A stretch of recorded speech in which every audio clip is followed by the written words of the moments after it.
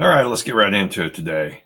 First of all, I wanted to ask if you get the chance and you're watching this on some of your free ones that you get, do me a favor and just subscribe. It's not a huge amount of money, and I love talking to you. And I think we'll have a lot of fun in the process. So if you haven't already, please subscribe. If you know someone who may enjoy this, please do that as well. So we'll get that out of the way. Wanted to talk to you today, starting off with something pretty light. I say that tongue in cheek because I want to talk about weather manipulation. Okay, we're going to get into a lot of stuff today. There's a lot going on, and this isn't the top priority, but it is in my area right now because we're under a watch right now for a pretty bad storm over the weekend. I believe it's coming in Sunday. They're talking about high winds, hail, and, typical stuff for the spring for the most part, but the severity seems to be a lot more intense right now. And I find that amazing because as I went outside this morning, I noticed, and I know you're probably going to say this guy's a nutcase, but if you look up in the sky, some days you have them, some days you don't, but you will see what I used to call condensation trails when I was a kid. You would see a jet flying through the air, and you would see these I guess it's ice crystals that were coming out of the exhaust, or were created by the moisture coming out of the exhaust because they're at such high altitudes. And you would see this. It was it looked like white smoke coming out of the back of a jet. And you would look at it, and it would dissipate in a matter of minutes. Those are condensation trails. Those exist. Not saying they don't. But what we're seeing now, and we have been seeing over the past 20 years, is something completely different. You can look up into the sky on a given day and see what I would only describe it as a lattice work of white trails, straight lines, white straight lines, and they stay up there for hours sometimes. And when they dissipate, what they do is they don't dissipate, they just become wider, and then they just kind of fade off into the distance. And now that, my friends, is something that I have felt over the past 20 years has been affecting everything from not only the weather, but it could be everything up to the IQs of our children. I really believe this because I've done some studying on it. They a lot of study, and I know a Dan Whittington who's been doing research on this for years, and you know what we're talking about. We're talking about chemtrails, and I'm not going to go into all the details of it because I don't have the time right now. But you could write books on this stuff. So when you see that in the sky, next time you're out, check it out. Check it out. It's weather manipulation, is what it is. There's no other way to look at it. They're trying to control the weather because every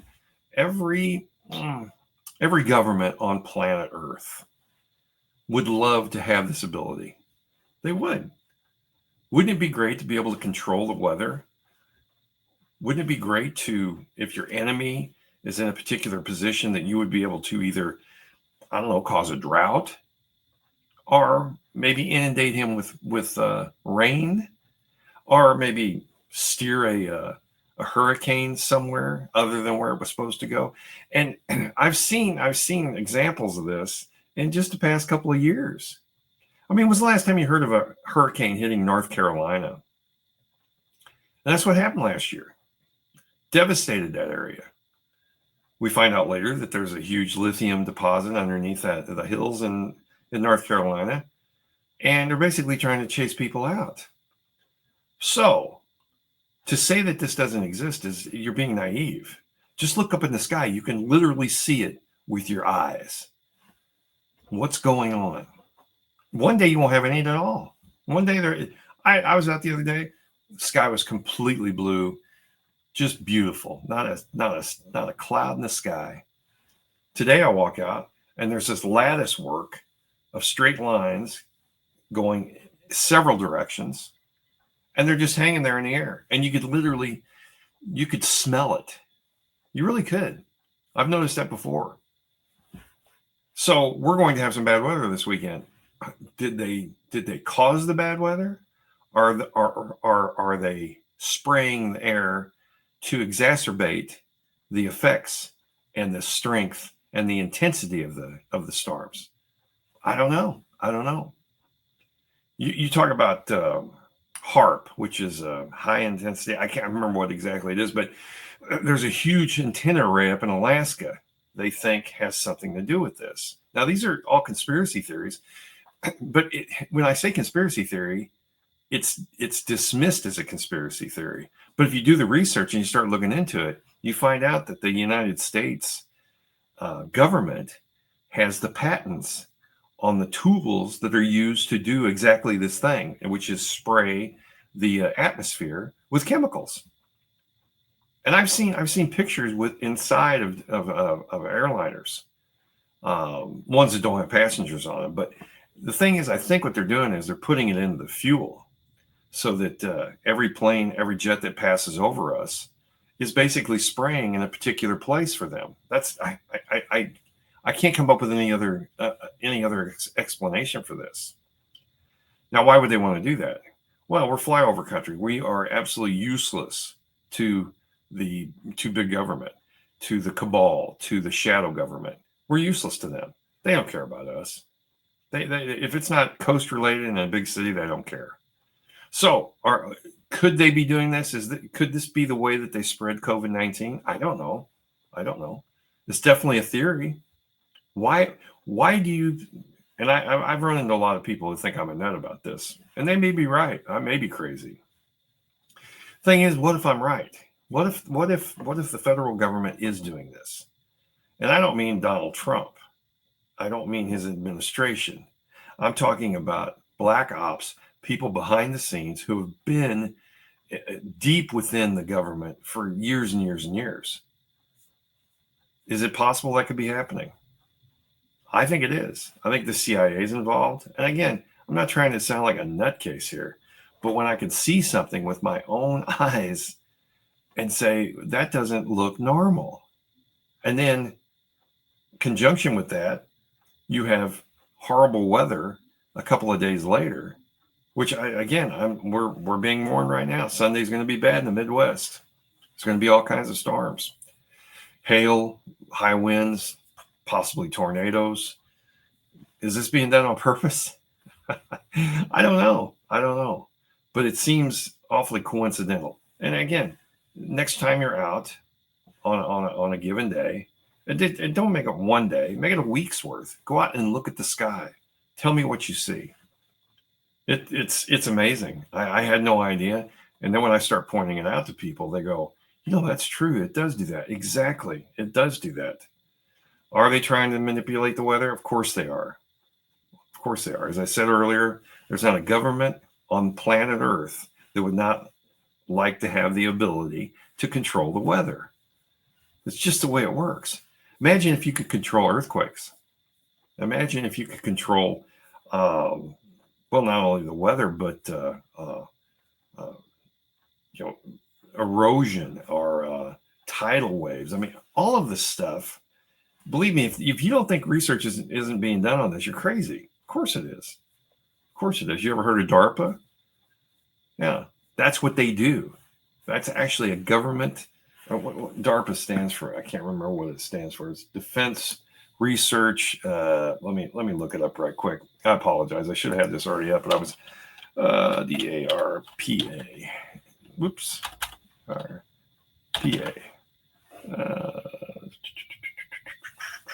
Hang on just a second. Yeah, here we go. Defense Advanced Research Projects Agency. Look that up if you get the chance. If you think these are the smart guys that are thinking shit up, okay? They sit around, they get all this money in, and they just dream things up. Like, how could we do this? How could we do that? Is it possible to do this? Well, I don't know. Let's throw $500,000 at it and see what we can come up with. DARPA, Defense Advanced Research Projects Agency. It's let's see how this is Wikipedia too, so you got to be careful. No, that's not it. Okay, DARPA. They even have their own website. That cracks me up. It's not even a secret anymore. Create technological surprises for national security. That's their headline here. As a matter of fact, let me show you that right quick. Share screen. There we go. Yeah, look at this. Look at this. DARPA, break the boundaries of possibility. Yeah. Research opportunities. Oh, they've got events. AI Cyber Challenge. They've got contests. Let's see, DARPA newcomers. Let's see the industry from startups, defense and government. Look at this. Look at this. Yeah, defense and government. To assure our programs deliver for the nation and the warfighter, we rely on the input and insights from agency partners across the DoD and throughout the federal government. These are the people that try to figure out how to kill people. That's what this is. That's what this is. Yeah, it's if you don't believe me, look it up. Defense and government working together with an entity that was conceived to do the unthinkable. Okay, when you see these movies, we saw one the other night. It was called The Gorge, and it was about. It's a long story, but at the end of the day, it was about a government black op that was delving into biological warfare, and it got out of hand. And it's DARPA, basically, is what it is. They created a Frankenstein, and it got out of control. Now, I always say that Hollywood mimics real life. I've always said that.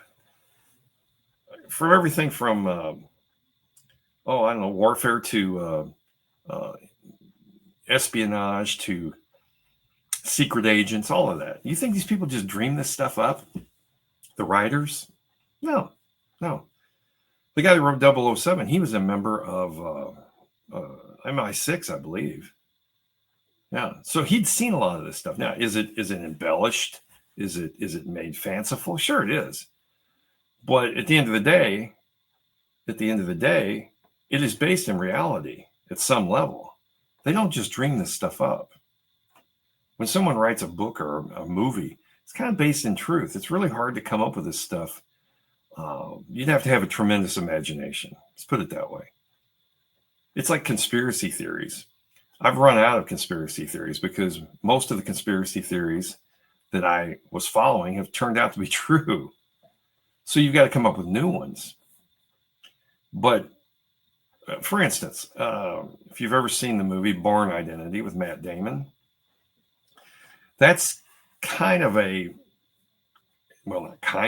is an absolute explanation of what MK Ultra was in the 70s. Mind control. Now, during the hearings, they got caught, the CIA did, and they said that they disbanded the MK Ultra research. Now, MK Ultra was a combination of drug use and psychological manipulation to get people to do things that they wouldn't normally do, and basically not have a conscience when they carried them out. So, am I supposed to trust the CIA and the intelligence community to believe that they didn't continue that research? Of course not. Of course not. It's probably better now than it's ever been, because I, for one, believe that the powers that be, and I don't mean the president necessarily, because if you know anything about security and the levels of security, I've been told, and I've seen a list, the president is not the top of the security list. There are people way above him who have higher clearances. So he's not the end all be all. He doesn't know everything. He can't. Because it can change hands every 4 years. The people I'm talking about are people who have been in this position forever. I don't know if you ever watched the show X-Files, but the guy that smoked the cigarette, that's the kind of guy I'm talking about.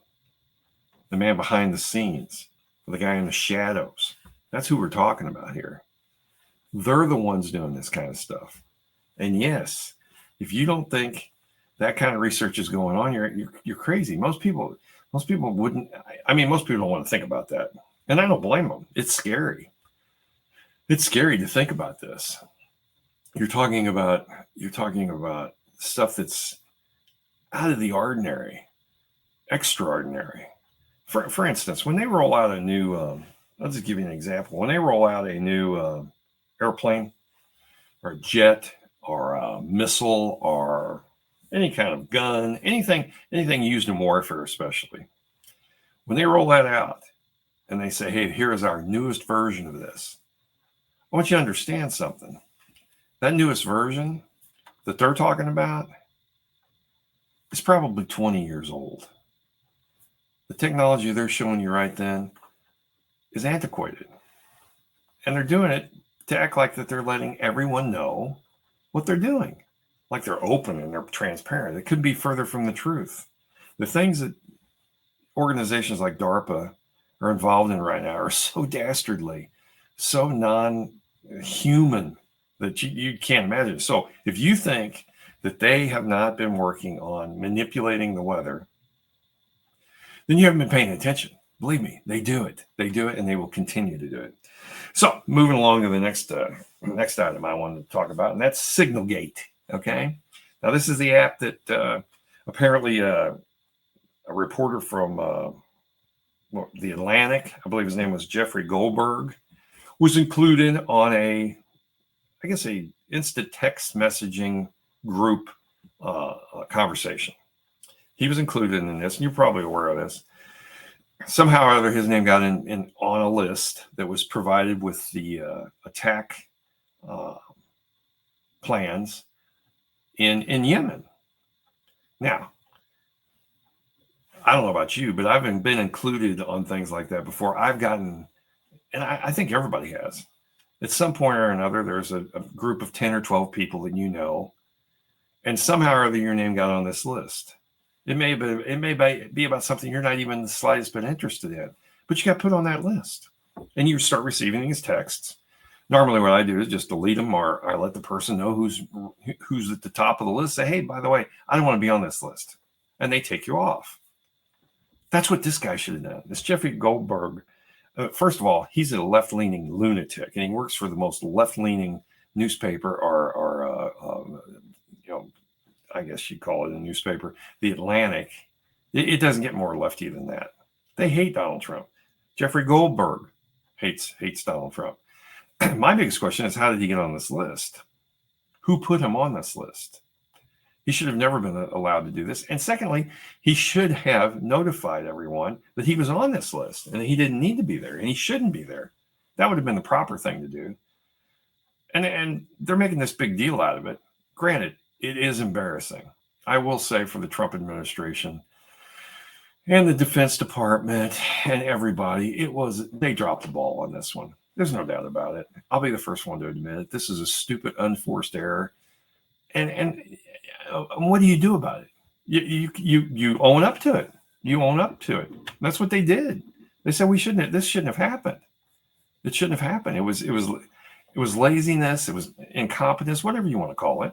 It happens. How many times have you ever butt dialed somebody by accident? I don't know how many times I've answered the phone and heard people talking in the background, either in a car or in the kitchen. They've dialed me. They've called me, and they don't realize that I'm on the phone, and I can hear whatever's going on. It's not like I sit there and listen to it. I click it off because I know it was a mistake. That's what this guy should have done. But instead, what's he do? He comes out and publishes what was on the text. Now, in my book, the FBI should be involved in this. They really should. You're spreading information you got illicitly, whether it's by mistake or not. And it's government, official government business. You shouldn't be allowed to do this. I think that's against the law. I mean, if it isn't, it should be. So for him to do this, naturally it's making a name for him, because I'd never even heard of the guy until now. But they're making this huge deal out of it. The Democrats are trying their best to spin this into something it's really not. Is it embarrassing? Absolutely. Should it have happened? No. Do mistakes happen? All the time. They do. They do. I read what was in there. It really wasn't anything earth-shattering. It's not like we gave away the that the nuclear codes were included in this text. They were just basically, here's the thing. If you're Pete Hegseth, or the president for that matter, or anybody in charge, anybody that's in charge of a cabinet, who's a cabinet member, or a secretary of defense, or secretary of energy, whatever, they have to talk to several people at the same time. They you know how it is. You don't want to call it. Let's say you're going to have an event at your house this weekend, and you've got 10 people you want to invite. You're going to call every one of them? Of course not. You're going to send a text, because it's easier, because you don't have to worry about talking to them. You don't have to worry about them answering the phone, and you can get the information across, and it's done in a split second. That's exactly what this is. He can't be talking to 17 different heads of departments that he's in charge of. So he sends out a text, and somewhere along the line, this idiot reporter got on the text list. Personally, if you're asking me, I think it was done intentionally. I think it really was. I think somebody within the administration has got a hard-on for Trump, and they were like, okay, we're going to make him look like an idiot. We're going to include a reporter and we're going to pick out the shittiest reporter we can think of, the most left-leaning, Trump-hating reporter we can find. And we're going to have him on the list, so he'll get this information, and he will disperse it and make a big story out of it. That's all it is. I'm not worried about it. I think it's stupid. I really do. But here's the thing. The Democrats right now are grasping at straws. Their approval rating from the general population, I've seen anything from 20 to 27%. That means out of 100 people, there's only 20 people that support your policies and agree with what you're doing. That's a 50-year low. 50 years. They're a sinking ship. They're basically the Titanic. They really are. They haven't gone underwater yet, but they are taking on water. They really are. And what are they doing? They're rearranging chairs on the deck. That's what they're doing. They're talking to the orchestra, handing them new songs to play. They're worried about the paint job on the lookout tower. I don't know. They're worried about things that do not matter at this point. And we have the Democrats right now. I tell you, I really feel sorry for anyone who is a Democrat today. And I mean a true blue Democrat, somebody who is anti-war, free speech, wants to care for the poor, take care of the sick, have good education for our children, that kind of thing. A true blue Democrat, a traditional Democrat, which I was one. I probably still am to some degree. I feel sorry for these people. I really do. Because you are on a team. You're on a team of lunatics, is what you are. These people are self-destructive. They're loony, and they have no plan.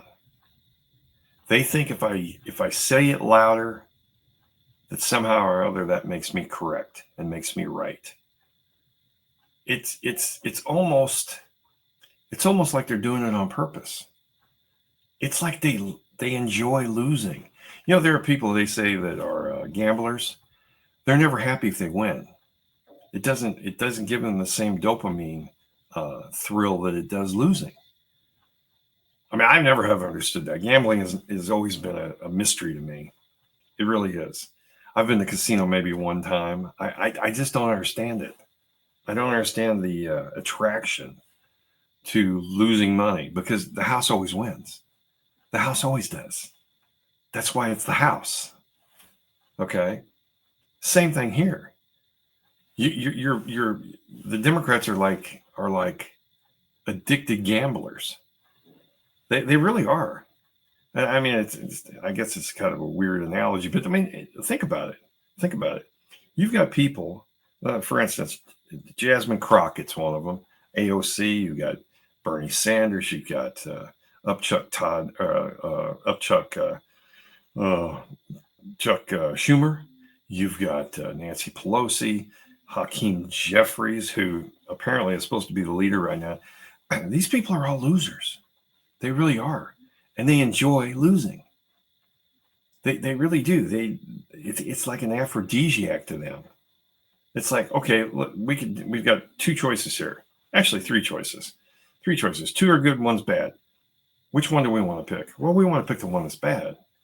That apparently is what they're doing right now. They're saying, what is the worst thing we could possibly do at this point? And they're doing it. They see what's going on right now. The entire world, the entire country has changed in the last 3 months. It has. We've gone from not being able to make fun of certain things to being able to just lambast it now. I've seen comedians, you can usually tell what's going on in a society by its comedy. What are comedians allowed to do today? A year ago, they were never, ever able to talk about transition, people who are transitioning, homosexuality. You couldn't make fun of the Democrats. Now game on. I mean, everything's been. It's like they've released the hounds, and away we go. Everybody's talking about it. Everybody's making fun of it. I've seen comedians talking about the black community and making fun of them, and it's hilarious. They make fun of the white community too. They make fun of everybody. That's what comedy's all about. It's finally starting to come back, so it gives you an idea that maybe we're on the right track here. When comedy is funny again, where you can make fun of the absurd, that's when you know we've made a turn. And you're seeing more and more of it right now. But the Democrats are holding on. They're holding on. They're like a dog with a bone. And they're doubling down on it. But there's becoming fewer and fewer of them. And why is that? Because these Democrats who are in positions of power do not want to lose that power. They're not going to double down on it. They're starting to either just keep their mouth shut, or they're starting to move a little bit more towards the left or towards the center. Oops, sorry about that. I got distracted. I got a little project going, and people are calling me, so got to answer. Sometimes I've done a little bit of writing, so we're working on a project here. So anyway, long story short, back to what I was saying. The Democrats they're basically nosediving into the side of a mountain, and I really hate to see that. I mean, I'm loving it right now. I mean, when you've got Jasmine Crockett out there, basically making fun of someone who's disabled, and then threatening to beat somebody up. I mean, you can't make this up. You can't make this up. This is your leader. This is who you're looking to. I mean, if I didn't know better, I think they were doing it on purpose. Is there some greater plan here behind the scenes that I'm not aware of? Is this like 5G chess, where you're 12 moves ahead of me? Because I don't see the advantage of looking like an idiot daily. Do you? Do you think that's a good idea? Because honestly, I don't think it's, when you've got a one-party system in a country, that's not a good idea. You have to have competition. You have to have. We try to do better. Well, one guy tries to do better than the other guy. I mean, it's competition. It's like two businesses running against one another. What does it do? It improves the product normally. It lowers the price. All of these things wrapped up in one. But the Democrats don't see that. This group of Democrats. And again, I feel sorry for anyone who is an actual Democrat. This has got to be hard to take. It's a daily dose of reality. Daily. These people, I mean, the AOCs of the world, and I think she's going to run for president. I said that the other day. I really do. I think she's going to run for president. I think she's going to, uh, you know, make some money running for Senate. And then I think she's going to just she's going to skip the Senate and go straight to running for president. Now, whether or not that's successful, I don't think it will be. But I didn't think Kamala Harris would ever be the one running for president either. So what do I know? So we'll see. We'll see. She's got Bernie Sanders on her side. Like I said, a guy that kind of knows this, how that town works and who to trust and who not to. So she's got a great ally. She really does. But substantively, I mean, she doesn't. She's an airhead, and this Jason Crockett. She's trying to be the ghetto leader, is what she's trying to do. She's trying to act like she's kind of a thug, maybe a street person. She's got some of the worst English I've ever heard in my life. I can't understand her half the time. And this is a sitting congresswoman from Texas. I think she's from Austin, which doesn't surprise me. Austin's probably, I would say, it's probably the butthole of Texas would be Austin or Houston, either one. But it's kind of embarrassing. It is. And I feel sorry for anybody who's in that position. And I know you hate Trump.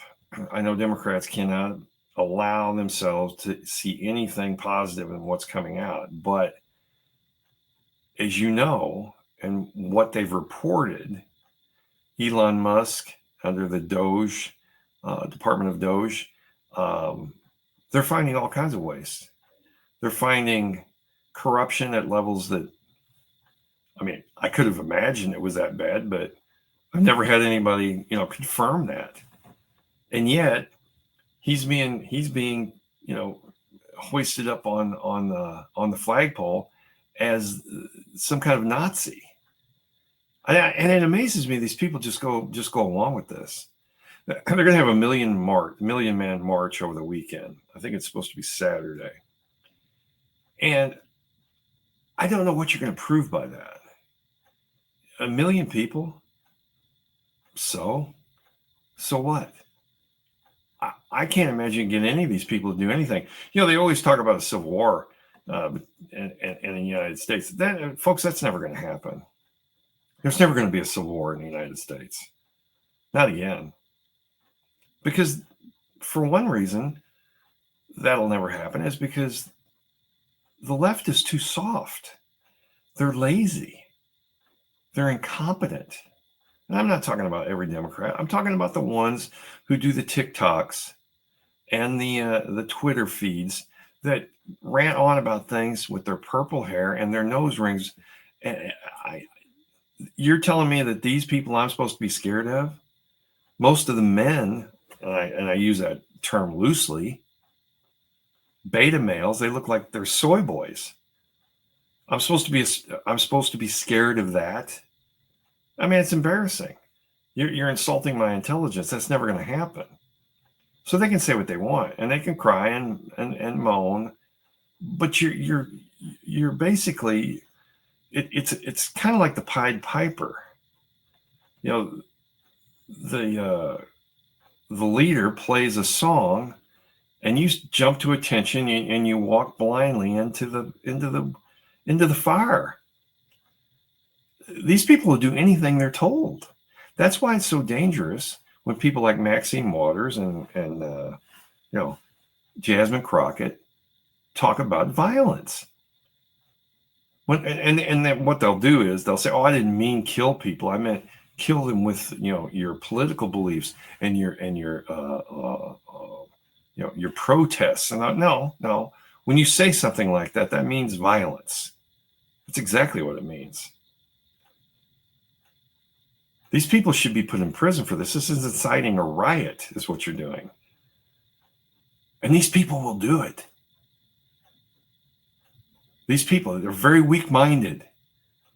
The people on the left, especially the radical left, the far left. Now, I'm not talking about your typical Democrat who pays his bills, does his job, raises his family. I'm not talking about them. I'm talking about the radical left. They're the ones to be scared of. They're the ones that could cause trouble. So the Democrats may never win another election. You do realize that, right? I mean, in some of these hardcore, counties and cities, they'll probably win. But they may never see the White House again. It's possible, just judging from, you can assume what's going to happen. You think probably J.D. Vance will probably run for president next. I could be wrong. It could be somebody else. But if J.D. Vance would run again, he would go, 8 years. That would be 12 years you've had Republicans in office. Then you've got a pretty deep bench. You really do. In the Republican Party. You've got a very deep bench. You got people who are competent, who could do this job, could follow in the footsteps of Donald Trump. You've got leaders who believe in the MAGA movement. Deep bench. Who the Democrats have? No one. It's a wasteland. There's no one out there. There's no one in the on deck circle. There really isn't. I mean, most of the people who have been in power, for them, who have some pull, are 100 years old. You have no one young. This Hakeem Jeffries, give me a break. That guy's not smart enough coming out of the rain, much less these people get these positions of power because they're running in districts that are usually, and in his case, 100% black. Same thing with Jasmine Crockett. She's actually from St. Louis, here in the Midwest. She's from St. Louis. She plays this ghetto gangster part, but she's not. She came from a very elite and affluent family. She lived in Ladue, Missouri, which is one of the highest rent districts in St. Louis. It's in the county, but I mean, it's high rent. I mean, you can't live there unless your family makes, at least 6 figures a year, and sometimes multiple 6 figures. She attended some of the best private schools in the area, well educated. But to hear her talk today, it sounds like she's a gangster. Now, why is she doing that? She's trying to appeal to that part of the electorate, which most of the time don't vote anyway. She's trying to get street cred by being a lunatic and sounding like an idiot. I don't think it's going to work for him. I really don't. And then you've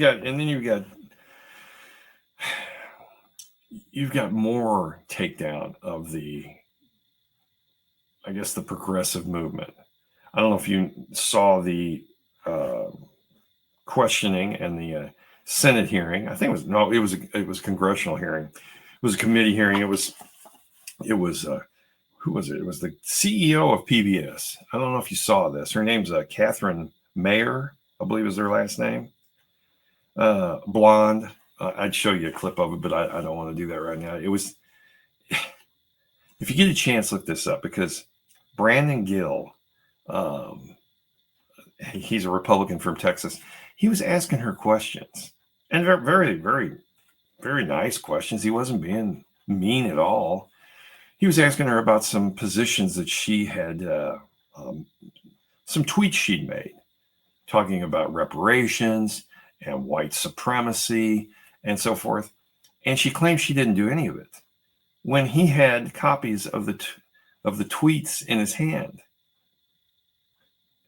She actually said, he read one tweet. It said that she'd read a book about reparations. She'd actually taken the day off from work to read this book. She was so interested in it.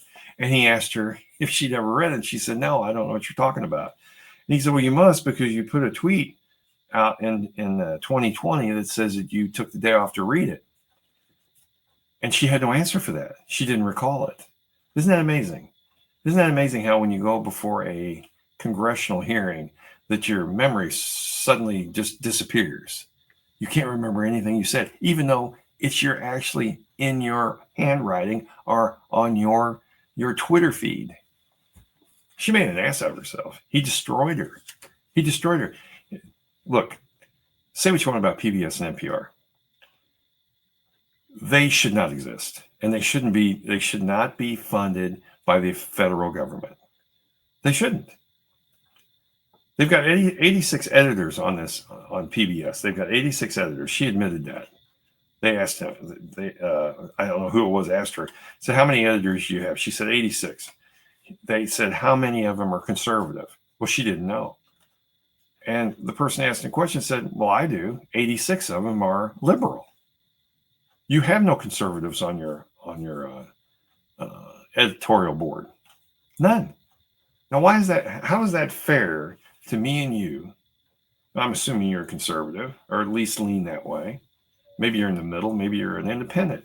Is it fair that your and my tax dollars go to support a production, PBS, public broadcasting system, and National Public Radio? Is it fair that that money goes to them when they are nothing but left-leaning? That all of their stories, all of their opinions, all of their commentary leans to the left? I don't think it is. I don't think that's fair. What's the easiest way to do? What's the easiest thing to do here? And that's to do away with it. If it can stand on its own, fine. It's fine, but it shouldn't be backed by the federal government, I don't believe. That should be, and because Sesame Street and all of the programs to educate people, or children especially, have a left-leaning slant to them, just like the educational system does. That's why we're in so much trouble as we are today. Department of Education is a joke. It should have never existed in the first place. And now we're doing away with it. I think it's fantastic. I think it's exactly what should be done. The Department of Education should be thrown out.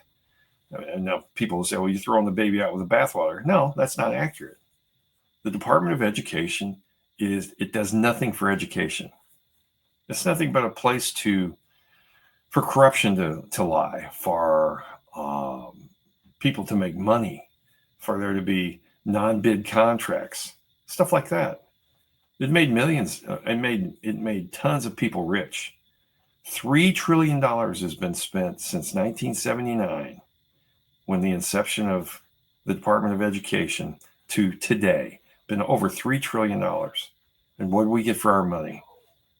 We got lower test scores. We used to be number one in the world. We're not even close now.